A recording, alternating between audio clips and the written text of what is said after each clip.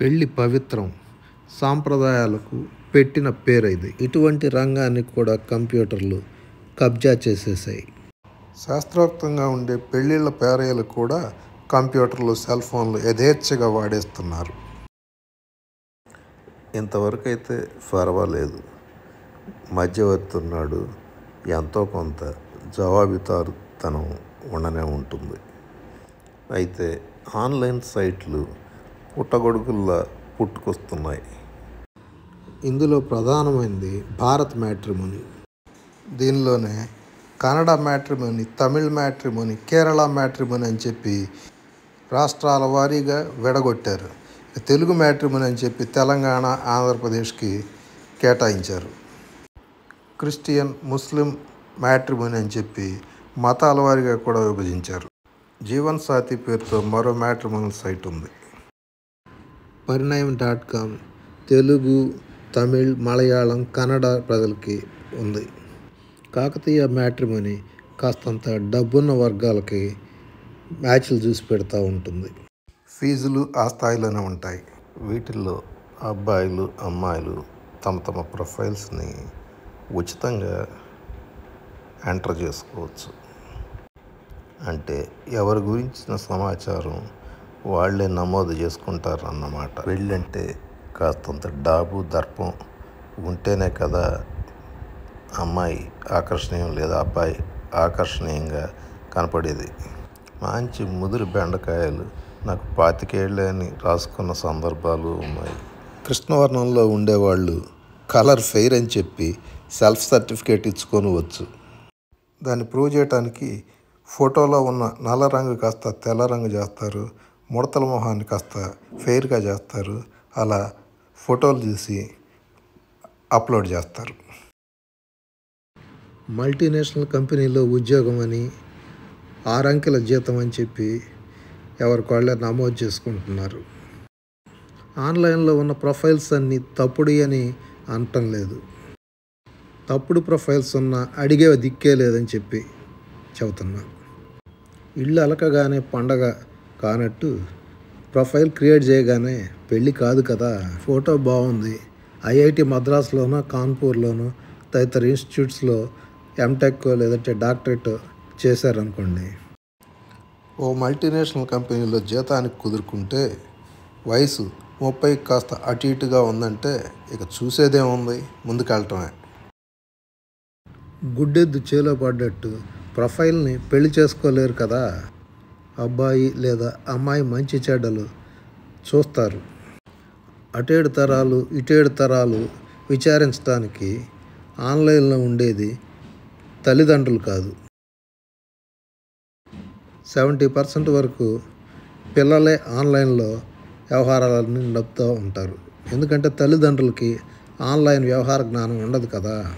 ఒకవేళ తల్లిదండ్రులు ఆన్లైన్లోకి వచ్చినా అది కేవలం పిల్లల సూచన మేరకే వచ్చారన్న సంగతి అర్థం చేసుకోవచ్చు.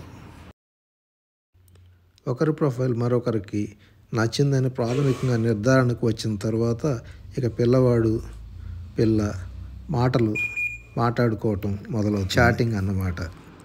ఆబ్జెక్టివ్గా, లాజికల్గా ఉండగలిగితే ప్రొఫైల్లో నిజాలు 2-3 చాటింగ్లకే బయటపడిపోతాయి. రోజులు గడిచే కొద్దీ అందులో ఎమోషనల్ కనెక్టివిటీ ఉండే అవకాశం ఉంటుంది. ప్రొఫైల్లో ఉన్న వ్యక్తి వివరాలు వాస్తవం కాదని కొంతవరకు అర్థమవుతుంది. అయినా కూడా ఆ వ్యక్తినే పెళ్లి చేసుకోవాలని అనుకుంటారు. ఎమోషనల్ కనెక్టివిటీ స్వభావాలే అది. వాళ్ళు ఏదో మా మేనత్త, మేనమామ కూతురో లేదంటే కొడుకో అయినట్టు పెళ్ళైన తర్వాత మార్చుకుందామని ఇటువంటి భావనలు పొడచూపే అవకాశాలు చాలా ఎక్కువగా ఉంటాయి. అందరూ అలా ఉంటారని కాదు, కానీ బలహీన మనస్కులు చాలామంది ఇదే ఎమోషనల్ కనెక్టివిటీకి గురవుతూ ఉంటారు. పురుషుల కంటే మహిళల్లో ఇది చాలా ఎక్కువగా ఉండటం గమనించవచ్చు. ఉన్నత విద్యను అభ్యసించి మంచి ఉద్యోగాలు చేస్తూ సమాజాన్ని చదివే అవకాశం మహిళలకు కూడా చాలా ఎక్కువగానే కలుగుతూ ఉంది. దీంతో చాలామంది ఆబ్జెక్టివ్గా, హేతుబద్ధంగా ఆలోచించి నిర్ణయాలు తీసుకొని సఫలీకృతులవుతున్నారు. మోసగించడం కోసమే ప్రొఫైల్స్ క్రియేట్ చేసేవాళ్ళు మహిళల్లోనూ పురుషుల్లోనూ కూడా ఉన్నారు. అటువంటి వారు ఎదుటి వ్యక్తిని ఎలా ఆకర్షించాలనేది కొట్టిన పిండి, అనుభవైక వేద్యం. అటువంటి వారు తగిలారనుకోండి, వాళ్ళను వదిలించుకోవటం అంత తేలిగ్గా అయ్యేది కాదు. అప్పుడప్పుడు పేపర్లో చూస్తూ ఉంటాం, 20 మందిని మోసగించారని, 30 మందిని మోసగించారని. ఎందుకంటే మోసగింపబడిన వ్యక్తి పోలీస్ స్టేషన్కి ఎక్కడు. పోలీస్ స్టేషన్కి వెళ్తే పరువు పోతుందనే ఉద్దేశంతో కంప్లైంట్ ఇవ్వడానికి ముందుకు రారు. అలా తెగించే వాళ్ళు వచ్చినప్పుడు పోలీస్ కంప్లైంట్ ఇవ్వటం, వాళ్ళని బొక్కలో వేయటం జరుగుతూ ఉంటుంది. ఆన్లైన్లోనూ వధూవరులు మోసపోకుండా 100% ఉండేందుకు అవకాశం కూడా ఉంది. కాకపోతే కాస్తంత నిగ్రహం అవసరం. నేను ఇచ్చే సూచనలు పాటించండి. 100% మోసపోరనే భరోసా నేను ఇస్తా.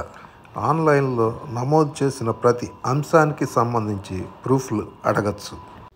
ఫ్యామిలీ హిస్టరీకి ration card okay.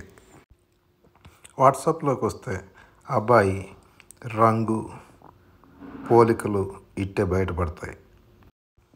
Educational qualifications ఉద్యోగం ఇచ్చేవాళ్ళే వెరిఫై చేస్తారు. కాబట్టి ఉద్యోగం ఐడి కార్డు అడిగితే సరిపోతుంది.